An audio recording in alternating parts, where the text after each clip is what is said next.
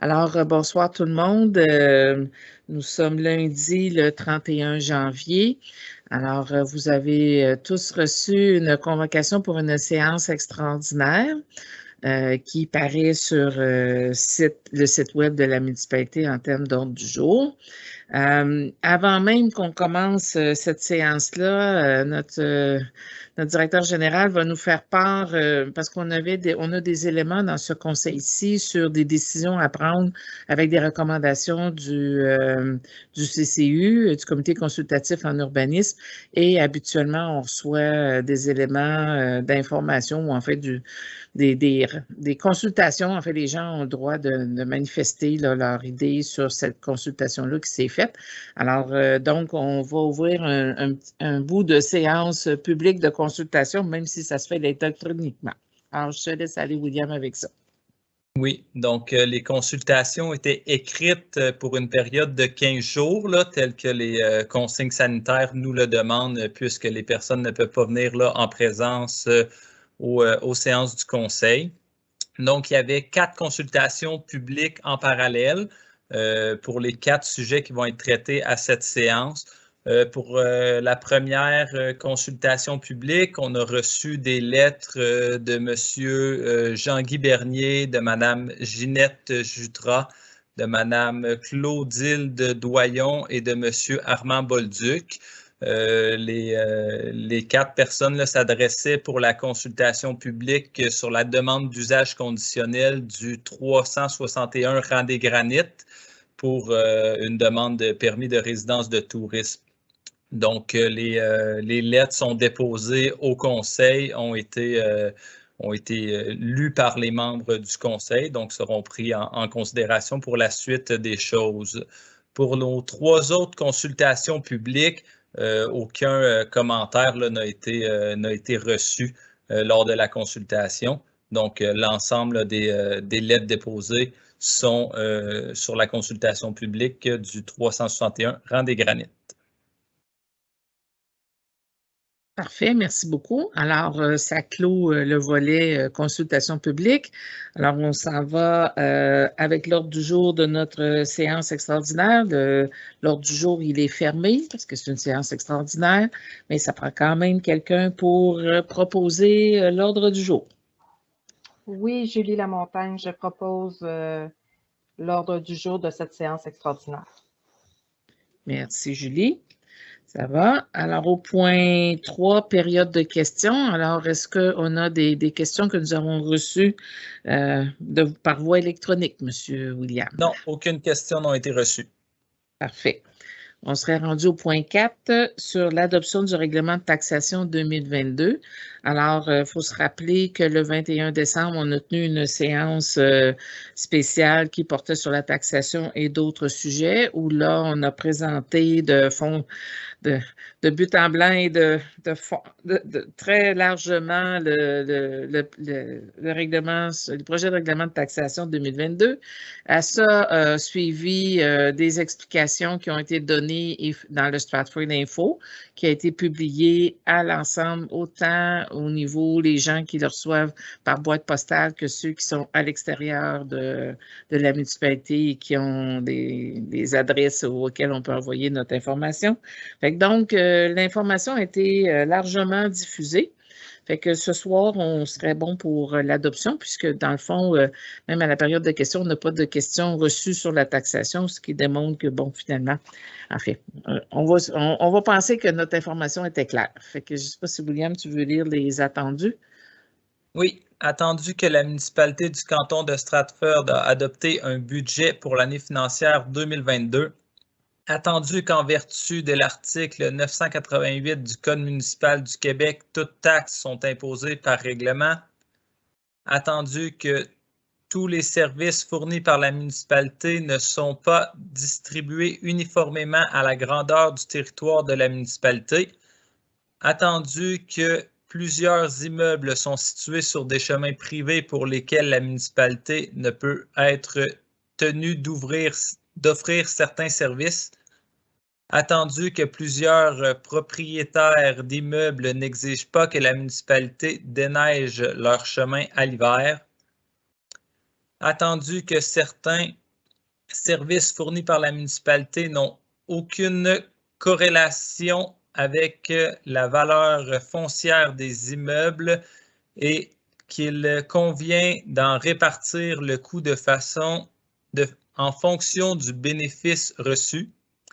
Attendu que le conseil municipal recherche une corrélation équitable entre la taxation municipale et les services reçus. Attendu que le conseil a étudié plusieurs options pour atteindre cet objectif en toute équité. Attendu qu'en vertu des articles 244.1 et suivants de la loi sur la fiscalité municipale, une municipalité peut, par règlement, imposer un tarif pour les services qu'elle offre. Attendu que certaines dettes sont spécifiques à certains secteurs, dont celui du village et du chemin Elmer. Attendu qu'en vertu de l'article 252 de la loi sur la fiscalité municipale, une municipalité peut réglementer le nombre de versements, la date ultime où peut être fait chaque versement postérieur au premier, la proportion du compte qui doit être payé à chaque versement et toute autre modalité, y compris un taux d'intérêt sur les versements postérieurs au premier. Attendu qu'en vertu de l'article 981 du Code municipal du Québec, le Conseil peut fixer le taux d'intérêt applicable aux taxes non payées à la date d'exigibilité. Attendu qu'en vertu de l'article 231 de la loi sur la fiscalité municipale, une municipalité peut imposer aux propriétaires ou occupants d'une roulotte située sur son territoire un permis d'au plus 10 $. Attendu que la combinaison des articles 2, 91 et 92 de la loi sur les compétences municipales permet à la municipalité d'accorder une aide aux personnes physiques défavorisées et à cet effet et à cette fin d'établir tout programme d'aide. Attendu qu'un avis de motion relatif au présent règlement a été donné à la séance extraordinaire du 20 décembre 2021 par le conseiller M. Richard Picard, ainsi que présenté par ce dernier à la séance extraordinaire du 20 décembre 2021. En conséquence, sur proposition, il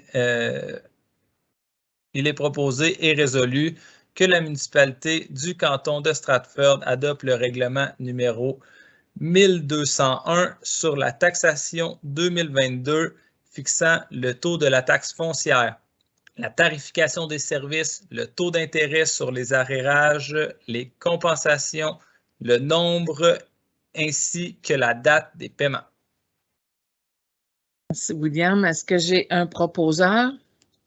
Oui, Richard Picard, je propose que soit accepté le règlement 1201 sur la taxation pour l'année 2022 de la municipalité. Voilà. Merci, Richard. Alors, c'est clair pour l'ensemble des conseillers. C'est un dossier qu'on a discuté quelques fois. Alors là, c'est l'adoption finale ce soir. Ça vous convient? Parfait. Merci beaucoup. Alors, on serait rendu au point 5 sur résidence de tourisme Patrick Moisan, 361, rang des Granites. Considérant la dimension réduite du terrain, la proximité des résidences voisines et peu d'aménagements en place pour diminuer le bruit ambiant, considérant que le spa et le patio sont près de la résidence voisine, considérant que le demandeur n'a pas déposé de lettre d'appui de ses voisins immédiats, considérant que le propriétaire, malgré sa grande expérience de location, n'a pas su démontrer que des mesures suffisantes sont en place pour assurer la quiétude du voisinage, considérant la recommandation du comité consultatif en urbanisme, considérant la consultation publique qui a eu lieu, il est proposé par et résolu de refuser la demande d'usage conditionnel de Patrick Moisan au 361 rang des Granites. Alors, est-ce que j'ai un proposeur? Bien sûr, Jean Tifo, je propose. Merci. Alors, je pense que l'ensemble des considérants, puis la fin nous permet de dire que finalement, M. Moisan demandait un permis de résidence de tourisme là, pour le 361 rang des Granites.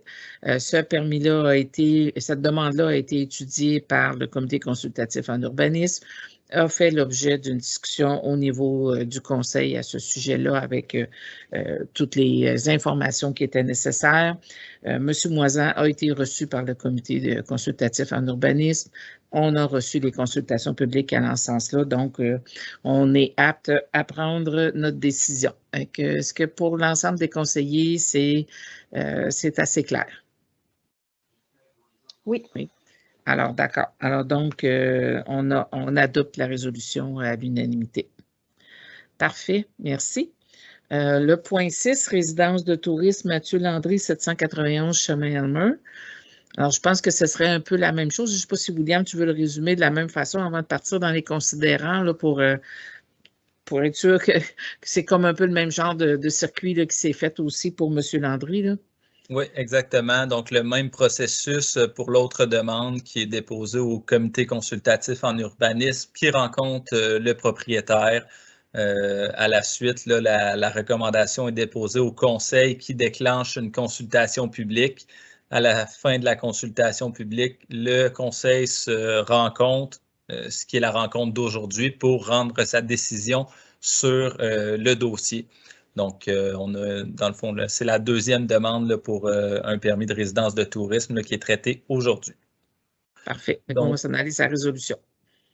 Considérant les dispositions en place pour diminuer les inconvénients pour le voisinage malgré un terrain étroit, considérant que l'immeuble a déjà reçu une autorisation de location à court terme et qu'aucune plainte n'a été reçue depuis cette acceptation, considérant que les voisins immédiats ont signé une lettre acceptant la location à court terme, considérant que le demandeur démontre une détermination à faire respecter les règlements, considérant la recommandation du comité consultatif en urbanisme, considérant la consultation publique qui a eu lieu, il est proposé par et résolu d'accepter la demande d'usage conditionnel de Mathieu Landry au 791 chemin Elmer.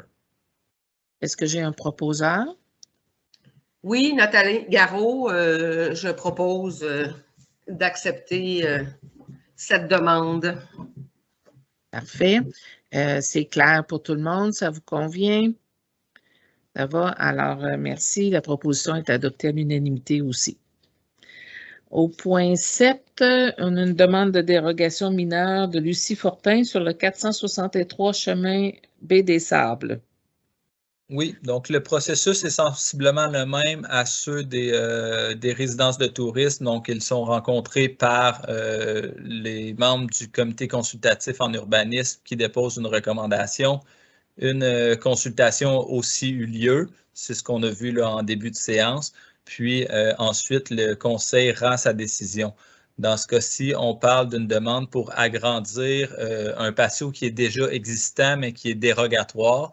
Donc, c'est de compléter sur la largeur de la maison. Donc, on n'augmente pas la profondeur de la galerie. On fait simplement là, la compléter sur l'entièreté de la façade du bâtiment.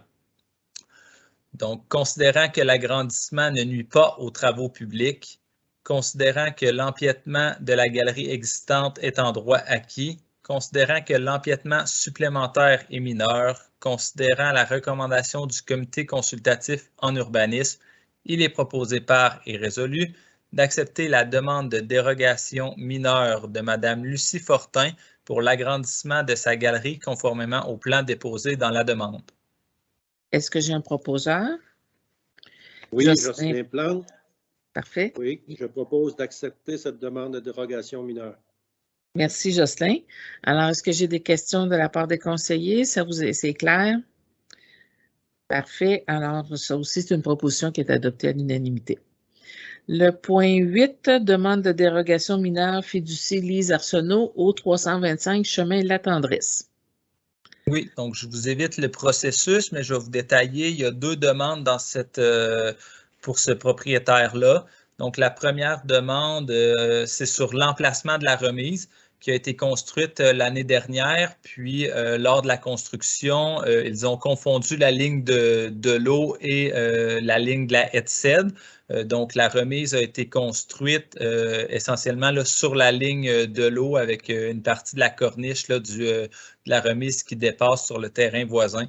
Donc, les propriétaires demandaient à savoir s'ils pouvaient le garder à cet emplacement-là, alors que les règlements demandent là, une marge là, de 1 mètre avec la ligne latérale. Puis la deuxième demande, c'est sur l'emplacement du garage projeté, donc il n'est pas encore construit, c'est un plan qui se trouve à être, c'est un petit peu complexe, mais soit trop en avant de la résidence, soit trop près de la ligne latérale, parce que dans le fond, présentement, il dépasse la façade du bâtiment, donc il est considéré en cour avant, donc la marge latérale est plus grande que si le bâtiment était derrière la maison. Donc, dans ce cas-ci, il y a deux solutions possibles là, pour régulariser la situation, se rapprocher de la maison ou se reculer pour être derrière la façade. Donc, c'est ça les deux demandes. Donc, pour la première demande, considérant la demande de dérogation mineure pour autoriser l'emplacement de la remise existante, considérant que la corniche de la remise empiète sur le terrain du voisin, considérant qu'il est possible de déplacer ou modifier la remise, considérant que la municipalité ne peut pas autoriser l'empiètement sur un terrain n'appartenant pas au propriétaire, considérant la recommandation du comité consultatif en urbanisme, il est proposé par et résolu de refuser la demande de dérogation mineure pour la remise du 365 chemin La Tendresse. On va prendre 325. 325. C'est correct? Et est-ce que j'ai un proposeur? Oui, Richard Picard, je propose de refuser cette demande, Parfait. comme recommandé par le CCU. Merci. Parfait, merci.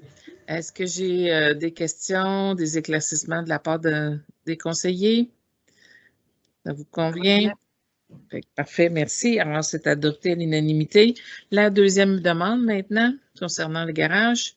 Considérant la demande de dérogation mineure pour autoriser l'emplacement du garage projeté, considérant que la grosseur du garage projeté peut être diminuée, considérant que le garage peut être déplacé pour se conformer au règlement, considérant que l'empiètement projeté sur la marge latérale représente 32,6 % de la marge selon le règlement, considérant la recommandation du comité consultatif en urbanisme, il est proposé par et résolu de refuser la demande de dérogation mineure pour le garage projeté du 325 chemin La Tendresse. Est-ce que j'ai un proposeur? Oui, Richard Picard, je propose le refus de cette demande. Parfait, merci. Est-ce que j'ai des questions, des éclaircissements? Parfait, merci. Alors, cette proposition-là aussi est adoptée à l'unanimité. Ça va? On continue, on est rendu au point 9 à l'ordre du jour, qui est le suivi du jugement municipalité du canton de Stratford contre Carole Marcoux et Mario Thibodeau. Je pense que, en fait, peut-être que de lire des considérants, ça nous donne toutes les étapes là, qui nous amènent à devoir prendre une décision. Je pense que c'est encore ça qui éclaire mieux le sujet. On verra après. Est-ce que ça convient? Allez, Monsieur William. Considérant que le propriétaire du matricule numéro 4077 40 44 98 a effectué des travaux de reconstruction d'un bâtiment dans la bande de protection riveraine. Considérant la décision rendue en cour municipale en date du 31 mars 2017, considérant que la municipalité a proposé au propriétaire de déplacer la construction afin que celle-ci soit conforme, considérant que le propriétaire a refusé cette suggestion, considérant que des procédures judiciaires ont été entreprises par la municipalité en cour supérieure dans le dossier CS 350-17-000059-181 pour notamment demander que cesse la dérogation, Considérant le jugement rendu le 12 janvier 2022 dans le dossier CS 350-17-000059-181, il est proposé par et résolu de mandater le cabinet DLB Avocats pour entamer les procédures judiciaires nécessaires à porter en appel la décision rendue dans le dossier CS 350-17-000059-181. Merci. Est-ce que j'ai un proposeur? Jean Tifo, je propose. Merci.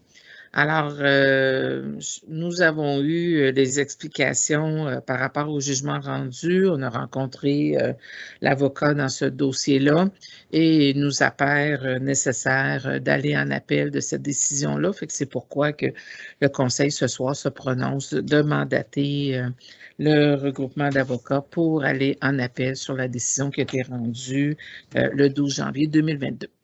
Est-ce que vous avez des questions? Ça vous convient? C'est assez clair. On en a beaucoup parlé. Ça va? Alors, merci. La décision est rendue à l'unanimité. Au point 10, signataire achat d'une lisière de terrain au 160 avenue Centrale-Nord. Alors, il faut savoir que le dernier conseil avait déjà pris cette décision-là, mais là, on est rendu à signer chez le notaire et le fait qu'on ait changé fait en sorte qu'on change les signataires. Donc, le bien fondé de cette résolution-là reste le même. Donc, on a repris la même résolution. Je pense que je vais te laisser la lire, William, puis on... Considérant la volonté du conseil municipal de développer le cœur villageois, considérant l'acceptation de l'offre d'achat de l'église par la fabrique de la paroisse de Saint-André-Bessette, considérant que l'achat d'une parcelle de terrain du 160 avenue Centrale-Nord à Stratford est nécessaire pour rénover et aménager l'église en respectant la marge latérale telle que prévue au règlement de zonage, considérant que lors de la séance ordinaire du 9 août 2021, le Conseil a résolu de présenter une offre d'achat pour cette parcelle de terrain au prix de 11 900,92 $, les frais afférents étant assumés par la municipalité. Considérant que l'offre d'achat déposée par la municipalité a été acceptée par les propriétaires du 160 avenue Centrale-Nord, il est proposé par et résolu de procéder à l'achat de la parcelle de terrain identifiée dans l'offre d'achat soumise aux propriétaires du 160 avenue Centrale-Nord et aux conditions prévues dans cette offre, d'autoriser le directeur général, M. William Leclerc-Bellavance, et la mairesse, Mme Denise Blanchet, à signer les documents notariés au nom de la municipalité, de financer cette dépense en même le surplus accumulé. Parfait, j'ai un proposeur. Oui, Julie Lamontagne, j'en fais la proposition. Merci. Alors, c'est clair, puis tu sais, on voit bien, on n'a pas voulu toucher à rien dans la résolution pour ne pas changer nos papiers chez le notaire, mais là, on est plus qu'à l'acceptation de l'offre d'achat, on a signé l'acte de vente. Donc, on est résolument engagé dans le projet. Fait que ça vous va pour tout le monde? Je n'ai pas de questions, tout est... Parfait. Bien, merci. Alors, cette proposition-là est adoptée aussi. On est rendu au point 11, avis de motion code d'éthique.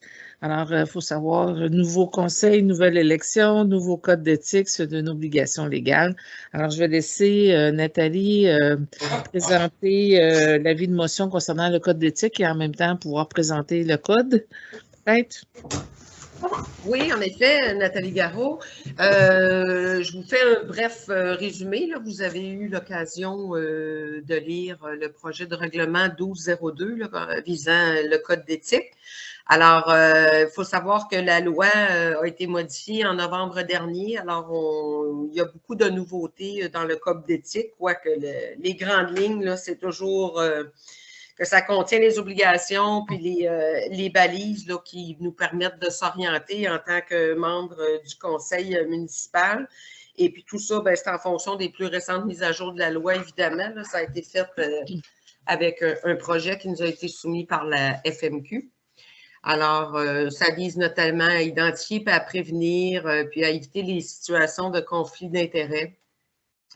Bien sûr qu'on est tous astreints aux différentes lois là, qui concernent le monde municipal, là. Alors, ce code-là ne se substitue pas aux lois, mais ça nous permet d'en prendre connaissance de façon plus générale là, pour compléter nos diverses obligations là, qui se retrouvent un petit peu partout dans les différentes lois. Bon, bien sûr, il y a des notions d'interprétation qui s'expliquent pas mal par elles-mêmes. L'application du code d'éthique, évidemment, ça guide nos conduites en tant que membre du conseil municipal. On y a également intégré nos différentes valeurs qui nous tiennent à cœur. Bon, justement, qu'on vise l'intégrité, alors qu'on doit faire preuve de probité et d'une honnêteté au-dessus de tout soupçon, qu'on doit faire honneur à nos fonctions de conseiller et membre du conseil municipal plutôt.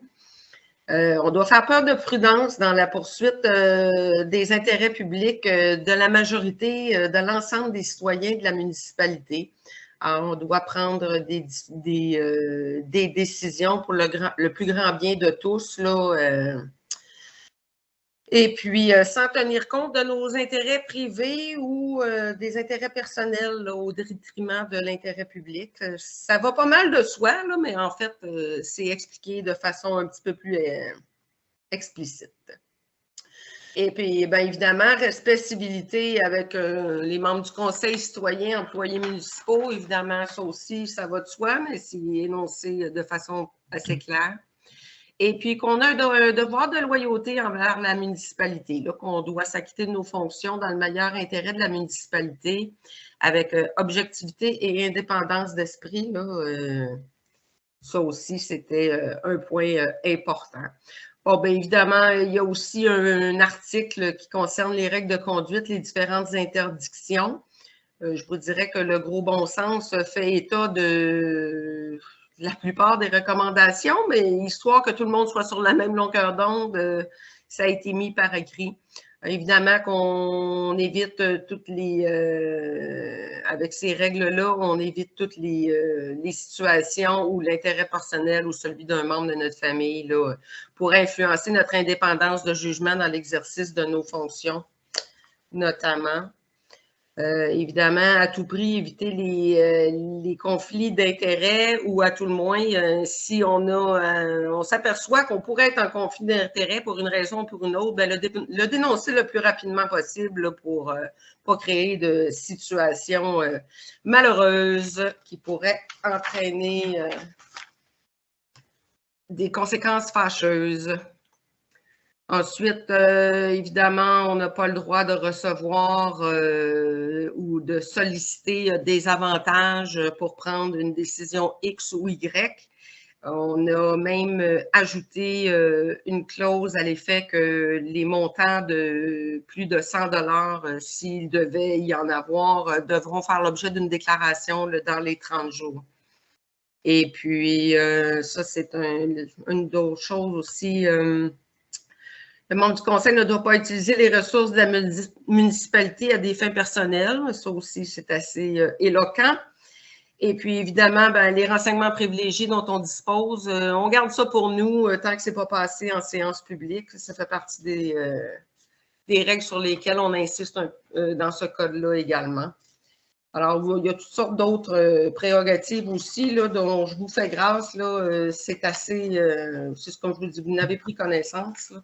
C'est vraiment un résumé. Puis évidemment, ben, tout ça, ben, il y a des mécanismes d'application, de contrôle et de sanction. Alors, si jamais il y avait une plainte ou un manquement au code d'éthique, ben, il y a une série de sanctions qui sont prévues dans la loi qui pourraient être appliquées là, en fonction du reproche qui a été dénoncé. Alors, ça fait un très, très résumé, là. C'est 8 pages que je viens de vous résumer en quelques minutes. Là. Ça fait un peu le tour du projet de règlement 1202. C'est vraiment Un beau tour de piste, Nathalie. Faut savoir aussi pour les citoyens que quand on a commencé comme conseil municipal, on s'est réunis puis on a partagé ensemble un certain nombre de valeurs, puis un certain nombre d'attitudes puis de comportements qu'on souhaitait avoir. Faut voir que même avec le changement de loi, ce qu'on s'est dit entre nous est inscrit vraiment dans le code d'éthique. C'est vraiment très complémentaire. Donc, je pense que le fait de pouvoir adopter ce code d'éthique-là à la prochaine Assemblée permet de démontrer notre engagement. Le fait que ça devienne un règlement, c'est sûr que pour nous, c'est un engagement, mais tout code d'éthique, c'est un engagement des membres du conseil municipal, de la mairesse et de chacun des conseillers et conseillères. Fait que ça, pour moi, c'est je dirais que c'est un message positif et important pour l'ensemble des citoyens. Et en quelque sorte aussi, si les citoyens le lisent, ils sont capables de voir l'attitude que l'ensemble des conseillers et du conseil va avoir vis-à-vis d'eux. Alors, le comportement et la relation qui existe entre le conseil municipal et les citoyens est un peu, je dirais, dirigé par le code d'éthique. Donc, entre guillemets, là, il sert des deux côtés, si on peut se dire ça comme ça. Mais fondamentalement, c'est un engagement de la mairesse et des conseillers, conseillères municipales dans une relation vis-à-vis des citoyens et la municipalité. Mais une fois ça dit, là, c'est l'avis de motion. Je comprends bien, Nathalie, tu es prête à proposer l'avis de motion? Tout à fait, Nathalie Garot, je propose l'adoption de cette motion. Merci. Et William, tu vas nous dire la suite de ce dossier-là en termes de consultation? Oui, donc là, il va y avoir, il y a une consultation publique qui est déjà démarrée pour avoir le 15 jours réglementaire, là, vu qu'on est en temps de COVID. Donc, le projet de règlement a été déposé le vendredi dernier à l'ensemble des citoyens par avis public. Vient d'être présenté aujourd'hui par Nathalie qui nous donne l'avis de motion qu'il sera déposé pour adoption le 14 février. D'ici là, il va y avoir un autre avis public là, pour mentionner que le règlement a été déposé aujourd'hui et sera adopté le 14 février. Puis, dans cette même adoption-là, on va abroger le règlement numéro 1145, qui est l'ancien code d'éthique. Parfait. Alors, ça fait le tour de ce point-là là, qui est quand même extrêmement important vis-à-vis notre relation avec la municipalité et les citoyens. Ça vous va? Puis le projet de règlement là, est disponible sur le site web et sur rendez-vous, là, il peut être consulté au bureau municipal. Parfait. Merci beaucoup. Et il faut savoir aussi que l'ensemble des conseillers et de la mairesse ont une formation obligatoire et on est tous inscrits à la formation et on aura suivi cette formation-là en plus d'avoir notre code d'éthique. Ça va? On serait rendu au point 12, comité des loisirs, premier versement. Alors, il faut savoir qu'à chaque année, il y a un montant qui est dédié au comité des loisirs en 2 versements. On demande d'avoir les états financiers et le budget pour être capable de prendre cette décision-là, ce que notre secrétaire général a obtenu. Oui, exactement. Donc, c'est des montants qui sont déjà budgétés au budget, là, comme à chaque année. Considérant la demande du comité des loisirs à procéder au premier versement de 10 000 $, considérant le dépôt des états financiers 2021 et du budget 2022 du comité, il est proposé par et résolu de verser au comité des loisirs le premier versement de 10 000 $. C'est proposé par? Nathalie Garot, je fais la proposition du premier versement. Merci beaucoup. Alors, c'est clair pour l'ensemble des conseillers. On est prêt à adopter la résolution. Ça va, adopter à l'unanimité. Merci beaucoup. On s'est rendu au point 13, période de questions. Nous n'avons pas reçu de questions en cours de route, M. William? Non. Parfait. Alors, on serait rendu à la levée de la séance extraordinaire. Alors, j'ai quelqu'un pour proposer la levée. Oui, Nathalie Garot, j'en fais la proposition. Merci, Nathalie. Alors, Merci pour votre participation à cette séance extraordinaire. Je pense qu'on a fait plusieurs sujets qui vont nous aider à continuer à procéder. Alors, merci. Bonne soirée.